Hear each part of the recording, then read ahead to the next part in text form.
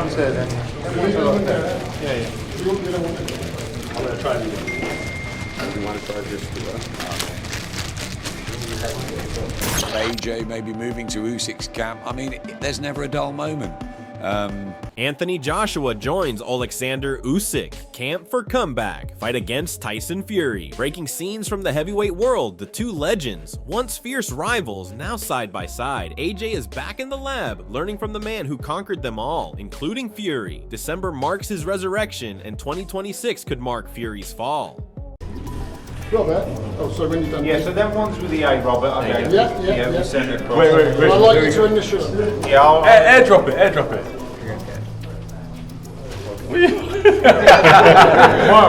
The boxing world went wild when word broke that Anthony Joshua had stepped into Usyk's camp. Adam Smith couldn't hide his shock, but genius often looks insane at first. AJ isn't playing safe anymore. He's chasing greatness. 2 masters, 1 gym, 1 goal decoding Fury. It's not training, it's silent preparation for war.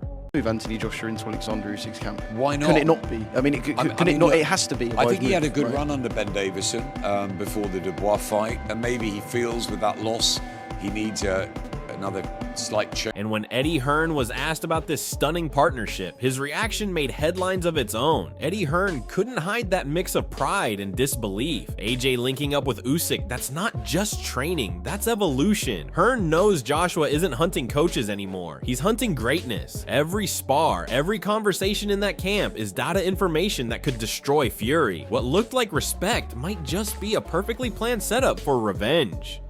But this isn't the first time he's gone into different environments to learn from different people, and you know, obviously if that's the case, great people.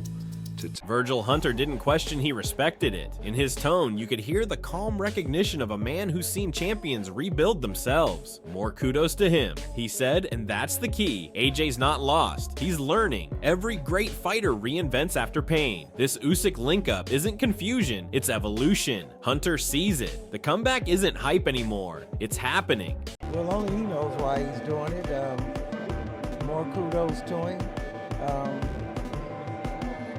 It's his career. He's got that right to change teams. You know, coaches change teams all the time. Fighters come and go and everything. If he feels like that's the best move for his career, then more kudos to him. I support him. Eddie Hearn's words hit like thunder. AJ wants it bad. You can hear the fire that's been missing since the Ruiz fight. This isn't the polite corporate Joshua anymore. This is the reborn beast. He's not talking about points or judges. He's talking about knockouts. That venom in his tone says it all. Fury isn't just another opponent, he's an obsession. And every drop of sweat in this camp is building toward that explosion in 2026. I think it could have come a bit earlier. I think if the ref was paying attention from the first time I hurt him in the second round, knowing that he was hurt and just shipping punches and just taking them, wasn't really defending, wasn't giving back. I think if you put those two moments kind of side by side, I think the ref probably should. Finally, a confirmation. Eddie Hearn sealed it Joshua's comeback early next year. The Fury Showdown in 2026. The entire heavyweight division just woke up. After months of silence, AJ's road to redemption has a date, a mission, and a name. Tyson Fury. Hearn's tone wasn't hype, it was prophecy. This isn't talk anymore, it's timeline. The king is coming back, and the Gypsy King won't be laughing when those gloves touch in 2026. AJ is going to fight January or February, and Tyson Fury wants to fight before he goes back into the ring in a major fight, apparently.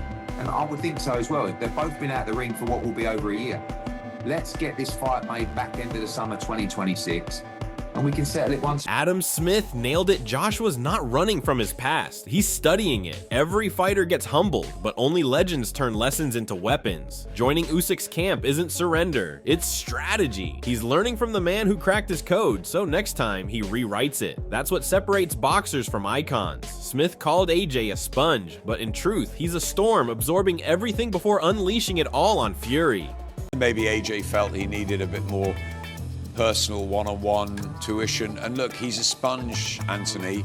He's always said that he's always learning, and to go to the team where he tried twice to get the better of Alexander and couldn't, Duke McKenzie spoke bluntly fear for AJ, not doubt. He's right. The fire that built Anthony Joshua came from discipline, not comfort. But that's exactly why this new chapter feels dangerous, because AJ's stripping everything back.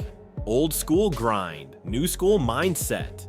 The world thinks he's fragile. He's just reloading. Every criticism is fuel. Every doubt is spark. And when he steps into that ring again, those terrible habits might just become Fury's biggest nightmare. AJ's got some terrible habits. Needs to get himself a proper old school coach, in my opinion, who's going to school him if he's going to have any chance of continuing in the sport of boxing. But you know what? I kind of fear for the guy more than wanting to. Spencer Brown hit the truth like a jab to the jaw. Don't write him off. The world did it before, and Joshua came back from the ashes like a warrior reborn. Every time he's counted out, he rises sharper, stronger, scarier. Fury might have the talk, but AJ's got history, the kind written in blood and redemption. The Ruiz loss built humility. The Usyk losses built hunger. This next fight, it's not about proving people wrong, it's about reclaiming his crown. Yeah? Number one. Really? Okay, number one. Yeah. So that's the first one. So where's the other one? But this will be the... Joe Gallagher's words reminded everyone why timing matters. A year out of the ring isn't just physical rest, it's a mental test. For Anthony Joshua, inactivity isn't a pause, it's pressure. Every day away from the spotlight builds expectation, and that's exactly what he feeds on. Joe's vision of AJ taking a small fight in Nigeria. That's poetic, returning to his roots, rebuilding from the ground up. It's not about opponents anymore, it's about rhythm, fire, and identity. Gallagher's tone was cautious, but fans can sense it. Joshua's comeback isn't random, it's revival. And when he re-enters that ring, it won't be to shake off rust, it'll be to remind the world what a true heavyweight resurrection looks like. But I think it's because he's been inactive for 12 months, and I think the ring are very much like box rec, that if you haven't fought for 12 months, then you're out.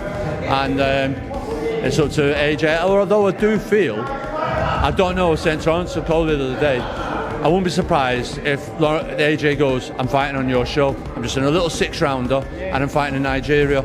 And while Gallagher spoke about activity, Johnny Nelson took the conversation straight to fighting spirit. Johnny Nelson's tone said it all. He's seen fighters rise and fall, but few carry the same silent danger as Anthony Joshua. Everyone studies his mistakes, but they forget how quickly he adapts. The shot that once ended an opponent is still there, sharper than ever. Nelson's confidence isn't hype, it's insight. He knows AJ's patience hides precision. While others brag, Joshua evolves quietly, brutally, intelligently. Nelson's "I'd still lean towards Joshua" wasn't a prediction, it was a warning. The boxing world keeps underestimating him, but when that bell rings, power finds its rhythm again. And when it does, someone's dream ends violently. That's the Joshua effect redemption wrapped in knockout intent. Why? Because Tyson Fury's a fighting man. So I know Dylan White is nightmare to everybody. You never know. Right now, people are thinking, yes, I know how to take that boy out. It's the same shot Anthony Joshua took him out with, and Pulev took him out, Povetkin took him out with.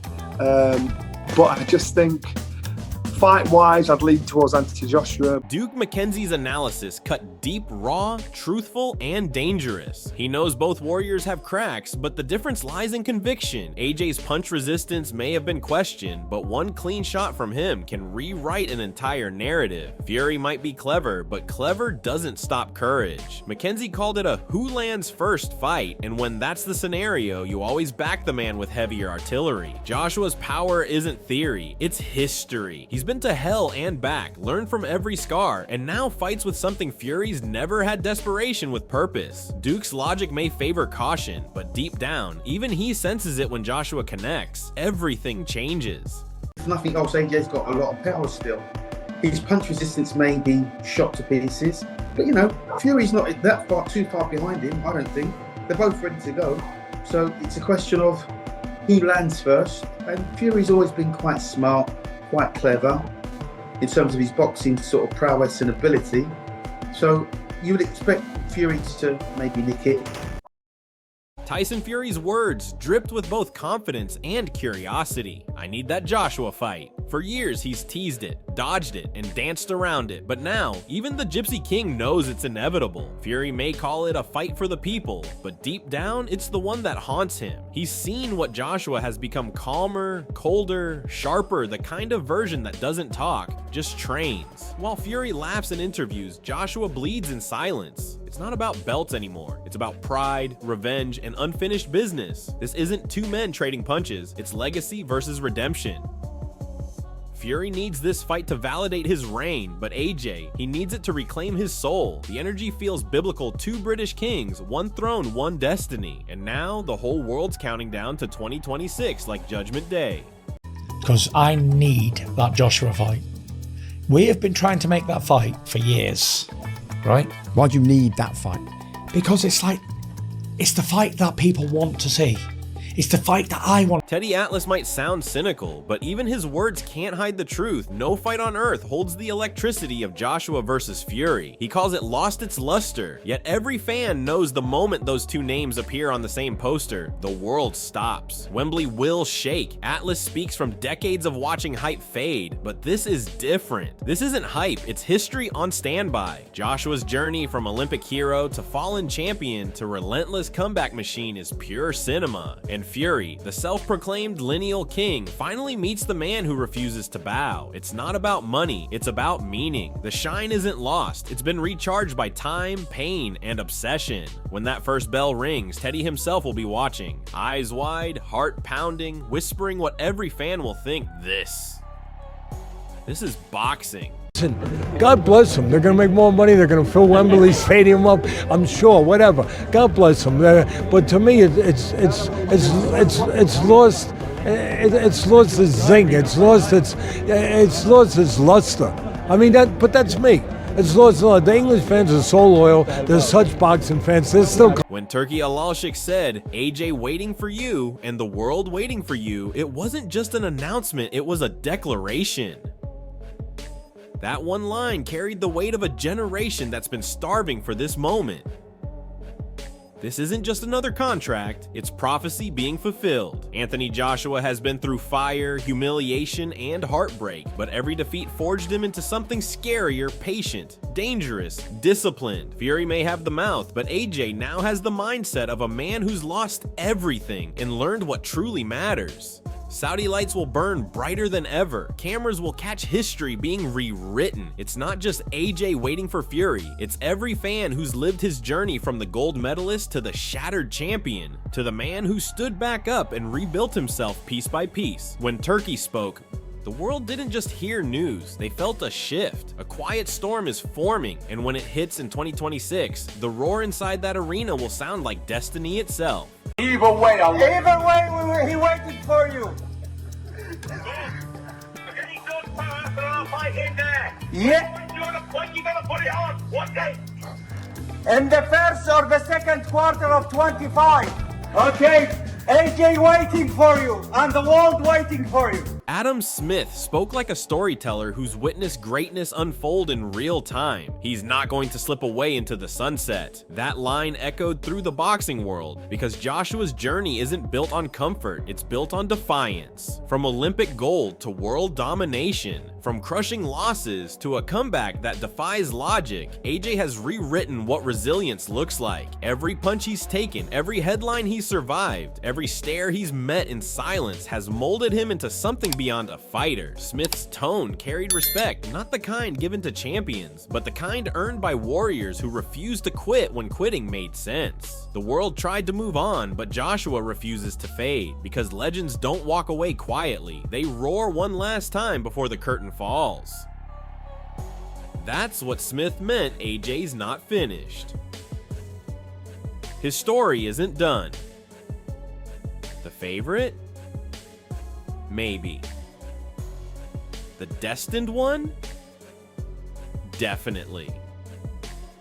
Because when Anthony Joshua walks to that ring again, it won't be for fame, it'll be for immortality. Career, it's been a phenomenal career. He's not just going to slip away into the sunset, I don't think. So I think if that fight, which I think is very much still there to be made this year, has got to be the favourite. Carl Froch didn't sugarcoat it. Why retire? Why come out? Because that's what separates legends from survivors. Joshua isn't chasing relevance, he's chasing legacy.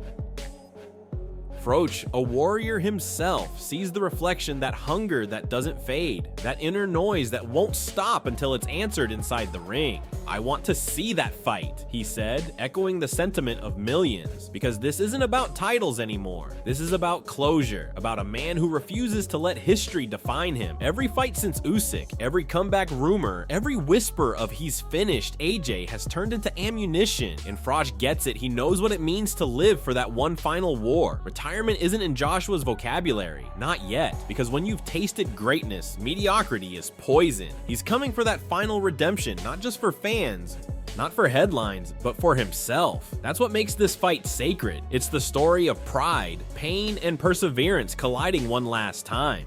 I know the fight with Anthony Joshua is an interesting one we want to see, one that I certainly want to see. First of all, I'd just like to say, why retire, why come out? I've touched on it. This isn't just boxing anymore, it's destiny waiting to explode. Anthony Joshua's comeback isn't about belts or money. It's about pride, pain, and unfinished war. From Olympic gold to heartbreak, from silence to rebirth. AJ's story is everything fight fans live for. Tyson Fury calls himself the Gypsy King, but Joshua's building a kingdom from ashes. 2026 isn't just another date, it's a reckoning. 2 giants, 1 nation, 1 ring, and only 1 legacy survives. Every jab, every word, every shadow of their past will collide under the lights when that bell rings. This fight is bigger than rivalry, it's redemption versus reputation, faith versus ego. So now tell us, when that first bell echoes through the arena, whose corner are you in? Anthony Joshua's redemption or Tyson Fury's empire? Because one of them isn't walking out the same.